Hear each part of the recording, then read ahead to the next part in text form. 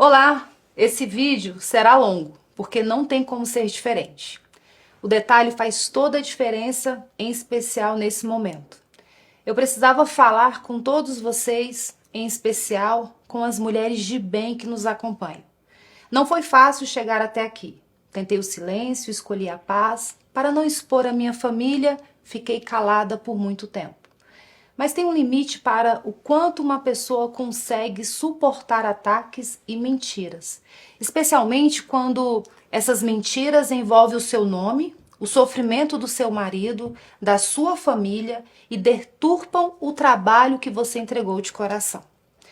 Até agora eu tentei não expor a família, pensando muito no meu marido, mas não dá mais. Então eu vim para falar. As pessoas que sabem o que aconteceu se dividiram em dois grupos. Um me dizia, conta tudo. As pessoas precisam saber a verdade. O outro dizia, fica quieta, não vale a pena. Eu tentei ficar quieta, mas percebo a maldade de alguns que se dizem defensores e aliados do meu marido, mas que plantam narrativas maldosas e mentiras descaradas envolvendo o meu nome. Sem respeito, sem pudor, sem vergonha. Não me deixaram viver em paz no momento mais difícil da minha vida, inclusive ignorando o pedido que o próprio Jair escreveu em uma carta para que parassem com os ataques. Ele está sabendo de tudo e vê a situação que tenho enfrentado. Então hoje, a verdade vai iluminar o que foi escondido na escuridão das notícias falsas e nos ataques irresponsáveis. Para que todo o contexto fique claro, eu preciso voltar um pouco no tempo. Tudo começou em 2023. O meu marido estava voltando dos Estados Unidos. Ele ia assumir a presidência de honra do Partido Liberal. Ele e o presidente Valdemar conversavam sobre os rumos do partido, o que ficou para trás, o que ainda podia ser construído. E perceberam uma lacuna: as mulheres. Um público enorme, poderoso e que ainda viu Jair com desconfiança. Não tinha uma estrutura partidária que falasse de verdade com elas. Foi nesse momento que o meu nome surgiu. Eles me convidaram para assumir o PL Mulher como presidente nacional. Eu aceitei, mas fui muito honesta. Olhei para o meu galego e disse: Jair, você sabe que eu não assumo missão para viver um faz de conta. Eu já sabia o tamanho do que estava sendo o pedido e eu tinha visto de perto na caravana Mulheres com Bolsonaro em 2022 idealizada pela nossa governadora Celina Leão para ajudar na eleição do meu marido. Ao lado de Celina, Damares, Tereza Cristina e tantas outras guerreiras, eu vi o que era levar essa mensagem de esperança viajando pelo Brasil inteiro. Era sacrifício real, era entrega real. Ele olhou para mim e disse que sabia que seria difícil para todos nós, mas que era necessário. E assim eu fui. Assumi esse chamado mesmo sem ter experiência partidária. O que eu encontrei pela frente era maior do que eu imaginava. O PL Mulher existia no papel, mas na verdade tivemos que começar praticamente do zero. Percorri o Brasil inteiro. Instalamos os diretórios nos estados, empossamos presidentes estaduais e municipais, demos capilaridade e representatividade ao movimento que hoje, sendo um dos mais recentes, se tornou o maior movimento político partidário de mulheres no Brasil. Nós pintamos o Brasil de rosa e os resultados vieram. Nas eleições de 2024, elegemos 45,8% mais mulheres do que em 2020. Com pouco mais de um ano de trabalho, foram 1.005 mulheres eleitas. A semente que plantamos começou a dar frutos. E fico feliz quando vejo esse fruto chegando a todos, incluindo ao pré-candidato Flávio, que hoje é bem recebido e apoiado por nossas meninas do PL Mulher nos estados. É muito emocionante ver que as mulheres estão se engajando para transformar a política. É exatamente para isso que nós estamos trabalhando. Mas o tempo foi passando e as coisas foram ficando mais pesadas. Vieram as medidas injustas contra o meu marido, a retirada das suas redes sociais, as proibições de contato com outros políticos, a tornozeleira, a limitação de visitas, a primeira prisão domiciliar, a condenação, as novas cirurgias, o tormento da Polícia Federal. Cada uma dessas palavras representa um dia real, uma noite real, uma dor real que eu e a minha família vivemos e ainda estamos vivendo. Enquanto ele estava preso em casa, sem poder percorrer o país, sem poder ir às ruas, sem liberdade, ele me pediu que eu continuasse levando a mensagem dele, que eu continuasse viajando e levando uma voz de esperança para os nossos apoiadores no Brasil inteiro. A ausência dele nos nossos encontros gritava mais alto do que qualquer narrativa dos nossos perseguidores. Ele chegou a me pedir para cancelar algumas viagens quando ele desconfiava que algo ruim pudesse ser feito contra ele enquanto eu estivesse fora. Então ele pedia para eu ficar em casa, e eu ficava. Mas para um estado em especial, ele não só pediu que eu fosse, ele me enviou como missão. Porque era um povo pelo qual nós dois temos um carinho muito especial, o povo cearense. E eu fui. O que aconteceu depois foi um dos dias mais difíceis da nossa vida. A medicação que o meu galego estava tomando deu reações inesperadas. Ele ficou fora de si e acabou mexendo na tornozeleira. E isso resultou na transferência dele para a Polícia Federal. Meu marido foi arrancado de casa. Um dia que nós nunca esqueceremos. E logo depois desse dia, pessoas que se diziam fiéis ao meu marido, que se gabavam e lucravam por se dizerem bolsonaristas, se apressaram em me atacar, em me humilhar, em dizer que eu estaria, desculpe a palavra, cagando para o meu marido. Alguns desses influenciadores estavam nos Estados Unidos e de lá induziam pessoas ao erro e comandavam os ataques gratuitos covardes contra mim. E eu não conseguia entender por que estavam fazendo aquilo comigo. Eu estava fazendo exatamente o que o meu galego me pediu para fazer. Como alguém que diz amar o líder pode atacar a esposa que está cumprindo a missão que ele determinou? A nossa vida mudou muito com a prisão do meu galego. E havia alguns compromissos que tinham sido assumidos antes. A filiação de Mariana Carvalho no Maranhão e o lançamento da pré-candidatura de Eduardo Girão no Ceará foram alguns deles. Eu falei diretamente com o meu marido sobre cada um desses compromissos. Eu disse a ele que queria apoiar o Girão, pela sua fidelidade às pautas conservadoras, pela coerência que ele representa com as pautas da direita, totalmente oposto ao que o Ciro defende. E ele me autorizou. Em matéria de política, eu faço somente o que eu e ele combinamos. E assim eu voltei ao Ceará. E o Ceará tem uma outra história à parte, uma história que vocês também precisam ouvir com atenção. Em 2024, o PL disputava a Prefeitura de Fortaleza. Nosso candidato era o deputado André Fernandes. Assim como estão fazendo com o Girão, todos diziam que ele não tinha chance, mas a direita ignorou isso e apoiou o André de corpo e alma. Era uma eleição apertada e havia uma rejeição significativa ao André por parte das mulheres. Diziam que ele era machista e que não respeitava as mulheres. Foi nesse momento que entrou em campo a vereadora Priscila Costa, presidente estadual, e a minha vice-presidente nacional do PL Mulher. Uma mulher honrada e fiel defensora da vida e das pautas conservadoras. Priscila tinha acabado de ser eleita vereadora. Poderia estar cuidando do seu próprio mandato. Em vez disso, dedicou-se integralmente à campanha de André, aproximando o público feminino, diminuindo a rejeição, abrindo portas que estavam fechadas. O trabalho da Priscila fez uma diferença real e significativa. Não vencemos a eleição por muito pouco, mas nos mantivemos firmes aos nossos valores. André chegou a outro patamar com a ajuda e a dedicação da Priscila. E o que ela recebeu em retribuição é revoltante. Reconhecer, ser grato e retribuir o bem a quem nos ajuda é sinal de nobreza e de lealdade. Mas o agradecimento a Priscila parece estar vindo em forma de perseguição e desprezo. Deixa eu te mostrar o tamanho dessa injustiça com o número. Em 2026, serão 54 vagas para o Senado Federal. Em comparação, se aplicarmos a regra dos 30% para candidaturas femininas, teríamos direito a 17 vagas para mulheres no partido. Eu pedi apenas 3. Priscila Costa, Carol de Tone e Bia Kisses. 3 vagas. de 17 que poderíamos ter. E tem sido uma batalha diária para manter essas 3. Isso é muito desgastante.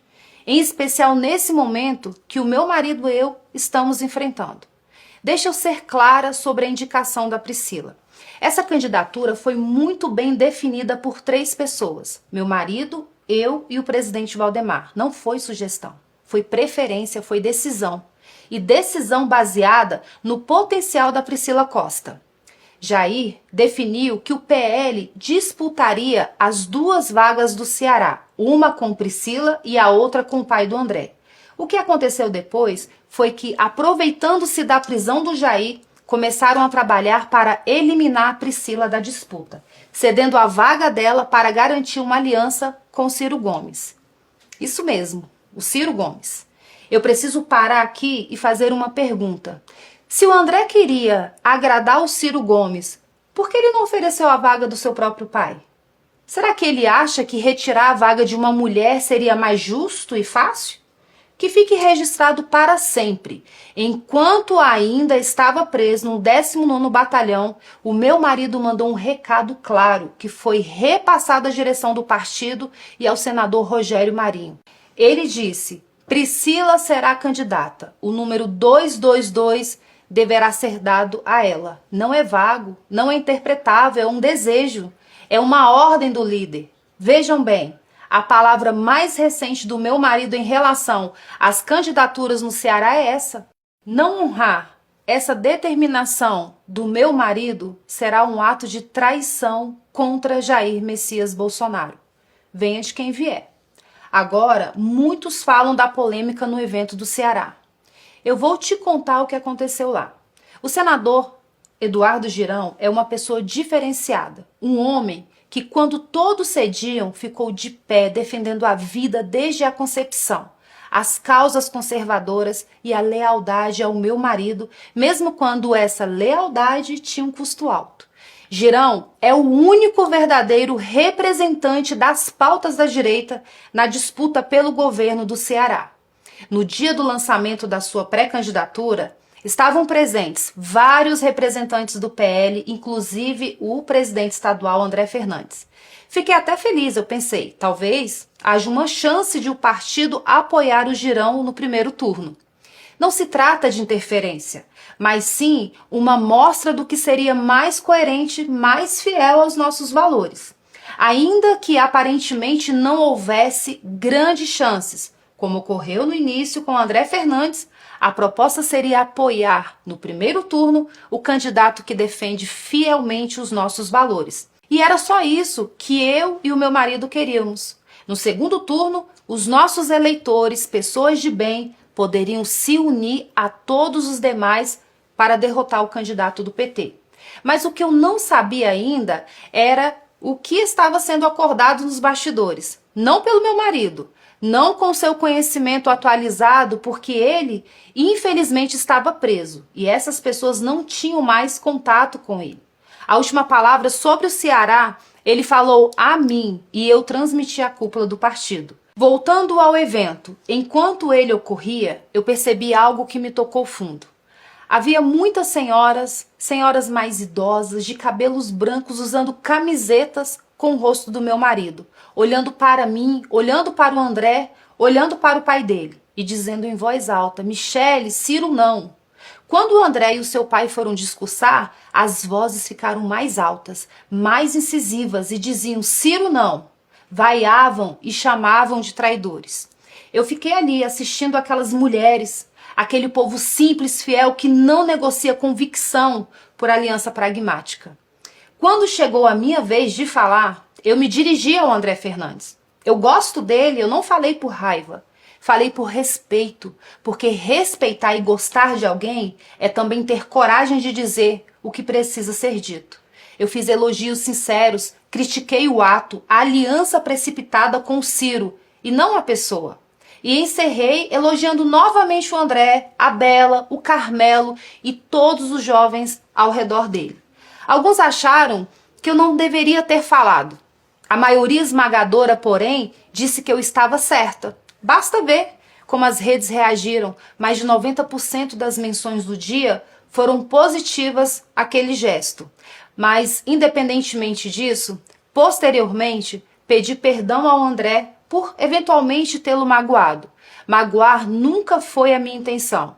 Quando o evento terminou, eu voltei para Brasília. E durante o trajeto de volta, aconteceu algo muito ruim. Algo que eu não esperava. Algo que doeu de um jeito que palavras custavam a descrever. Uma punhalada. E é nesse momento que entra na história o meu enteado Flávio. Ver o que estavam fazendo no Ceará contra um candidato leal e contra uma mulher fiel, ambos da direita, foi ruim. Mas o que aconteceu quando voltei para Brasília foi muito pior. Antes de seguir, eu preciso que você entenda bem o motivo pelo qual eu não poderia ficar calada diante de uma aliança com Ciro Gomes no primeiro turno, enquanto temos um candidato verdadeiramente de direita que, com o apoio que o André tem, seria um candidato competitivo. Não é questão de política, é questão de coerência. Ciro Gomes foi o principal responsável pelo processo que levou à inelegibilidade do meu marido. Durante a pandemia, numa live com outros esquerdistas, ele incentivou e conclamou as pessoas a chamarem o meu marido de genocida e pediu que repetissem isso o tempo todo. Ele chamou o meu marido de ladrão de galinhas, de corrupto, de burro, de jumento. Disse que Bolsonaro roubava gasolina. Disse que as esposas de Bolsonaro seriam todas ladras. Disse que os filhos do meu marido, os meus enteados, eram corruptos, que eram ladrões. E deu a eles um apelido: ovos de serpentes nazistoides. Essas foram as palavras de Ciro Gomes sobre os filhos do meu marido. Sempre foi um corrupto. Eu conheço o Bolsonaro. Bolsonaro roubava dinheiro da gasolina do gabinete dele. O que o Bolsonaro está com medo? Está com medo porque esses filhos dele são tudo bandido. O que está acontecendo é que os filhos do Bolsonaro são tudo bandido e o fogo está chegando perto. E agora, como se nada tivesse acontecido, os filhos defendem uma aliança com o candidato que deixou o pai deles, o meu marido, inelegível e humilhado. Tem mais. Durante a pandemia, ele insinuou que pastores e padres que prestassem assistência religiosa às pessoas deveriam ser presos. E quando vieram as arbitrariedades, as prisões, as condenações injustas do 8 de janeiro, incluindo a do meu marido, o Ciro Gomes se alegrou. É para se unir a esse homem que o PL do Ceará está abandonando um candidato legítimo da direita? É para se unir a esse homem que estão perseguindo e tentando retirar da disputa uma mulher nordestina, mãe de 4 filhos, que dedicou tudo ao movimento em defesa da vida? Já que a aliança com o Ciro é tão boa, por que o André não disponibiliza a vaga do seu próprio pai? Estranho, né? Por que só a mulher tem que ceder? Não dá para aceitar. E foi exatamente isso que me assustou quando cheguei a Brasília. Vi as postagens do Flávio contra mim nas redes sociais. Palavras duras, tom agressivo, defendendo André Fernandes e, em consequência, apoiando a aliança com o homem que chamou a ele, a mãe e a seus irmãos de corruptos e de ovos de serpentes nazistoides. E não foi só ele. Os irmãos vieram juntos, de forma coordenada, com textos bem parecidos uns com os outros. Pareceu combinado, premeditado. Peguei o telefone, procurei mensagens do Flávio. Procurei uma ligação perdida, procurei qualquer sinal de que ele tinha tentado falar comigo antes de falar para o Brasil. Não tinha nada. Eu fiquei triste, porque eu não imaginava que eles teriam essa reação. Eu redigi uma nota, disse que lamentava se eles se sentiam afrontados, que respeitava a opinião deles, pedi perdão, mas disse também, e vou repetir aqui, que eu tenho o direito de achar errado uma aliança com quem sempre se declarou inimigo do pai deles. Tenho o direito de ser coerente com os valores que eu acredito. Eu não vou trocar valores por pragmatismo político oportunista. Também não estou impedindo ninguém de fazê-lo, mas acho errado fazê-lo no primeiro turno. Ciro não terá meu apoio nunca e, na minha opinião, não deveria ter de ninguém da direita que apoia Bolsonaro. Mas essa é apenas a minha opinião e eu tenho direito de tê-la. Voltando ao Flávio, telefonei para ele, tentei algumas vezes, mas ele não atendeu. Algumas horas depois da postagem, ele retornou a ligação. Mas, sinceramente, para falar o que ele me falou, seria melhor se ele não tivesse ligado. Ele foi muito ríspido, me desrespeitou e me maltratou ao telefone. E eu não tinha feito nada contra ele. Ele disse que seria melhor eu ficar fora das decisões do partido.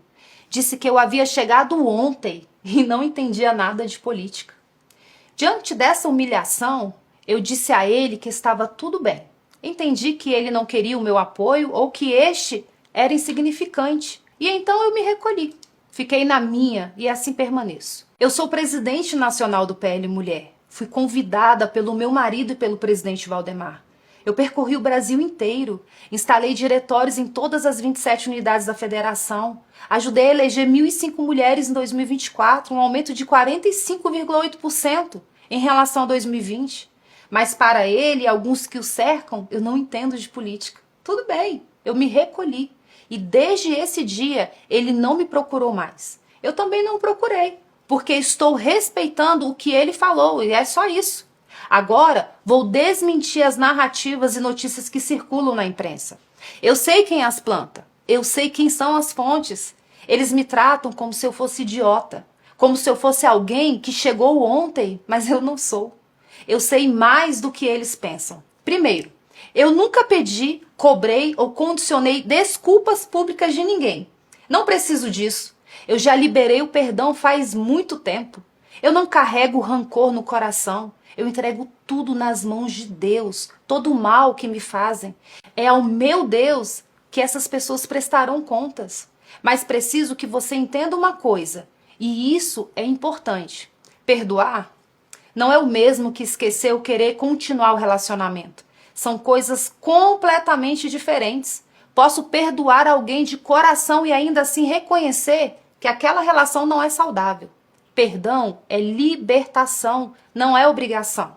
Segundo, não estou exigindo que se desfaça nenhuma aliança no Ceará, mas que adiem para o segundo turno. Eu sou contra ela, mas essa é apenas a minha convicção. Se a direita quer se unir para derrotar o PT, tudo bem, mas a coerência obriga que isso aconteça apenas no segundo turno. É preciso dar chance ao candidato que verdadeiramente se enquadra e defende os nossos valores.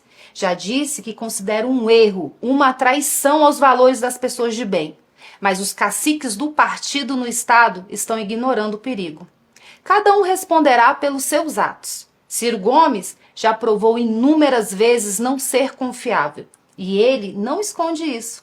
Semana passada, declarou na revista Veja que Bolsonaro e Lula são iguais.